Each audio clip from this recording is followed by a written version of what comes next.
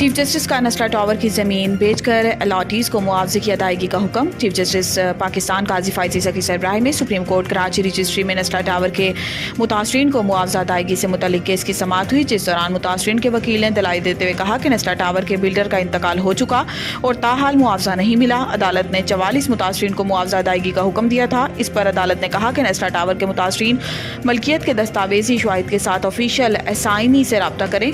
अदालत ने नस्ला टावर के प्लाट की मार्केट वैल्यू से मुतल्लिक भी रिपोर्ट पेश करने की हिदायत की और नस्ला टावर की ज़मीन फ़रोख्त का इश्तिहार शाया कराने का हुक्म दिया। अदालत ने नस्ला टावर की ज़मीन बेचकर अलॉटीज़ को मुआवजा अदा करने का हुक्म देते हुए कहा है कि नीलामी में आने वाली बोली की भी रिपोर्ट अदालत में पेश की जाए। इस्लामाबाद में रोटी की कीमत में कमी का नोटिफिकेशन मुअत्तल। जस्टिस तारिक महमूद जहांगीरी ने नान बाय वेलफेयर एसोसिएशन के सदर की दरख्वास्त पर समाअत की। अदालत ने जिला इंतजामिया का नान रोटी की कीमतों में कमी का नोटिफिकेशन 6 मई को आइंदा समाअत तक मुलतवी कर दिया। डिस्ट्रिक्ट इंतजामिया के नुमाइंदे ने बताया कि कानून में तरमीम करके DCOs को कीमत के तयन का इख्तियार दिया गया है। नान बाइयों के वकील बैरिस्टर उमर एजाज गिरानी ने दलाइल दिए कि आटा यहाँ महंगा और किराया भी ज़्यादा है, कंट्रोलर जनरल के पावर सेक्शन 3 के तहत नहीं है। जस्टिस तारिक महमूद जहांगीरी ने कहा है कि क्या तंदूर वालों से पूछा कि आटा कितने का आ रहा है या बस लोगों को खुश करने के लिए ऑर्डर जारी कर दिया। अदालत ने आइंदा समाअत तक नोटिफिकेशन मुअत्तल करते हुए फ्रीकैन से तफसीली जवाब तलब कर लिया और समाअत 6 मई तक मुलतवी कर दी। हमारे खदशात हैं, शब बारात पर बुशरा बीबी के खाने में जहर मिलाया गया। बुशरा बीबी की तर्जुमान मिशाल यूसुफजई ने कहा है कि हमारे खदशात हैं कि शब बारात पर बुशरा बीबी के खाने में जहर मिलाया गया। हमें पता चला शब बारात पर बुशरा बीबी के इफ्तार के खाने में टॉयलेट क्लीनर के 2-3 कतरे मिलाए गए। इस खाने के बाद से बुशरा बीबी की सेहत खराब हुई और रोज़ बिगड़ती जा रही है। इन्होंने कहा है कि गिरफ्तारी से पहले बुशरा बीबी को ब्लड प्रेशर और शुगर समेत कोई मसला नहीं था।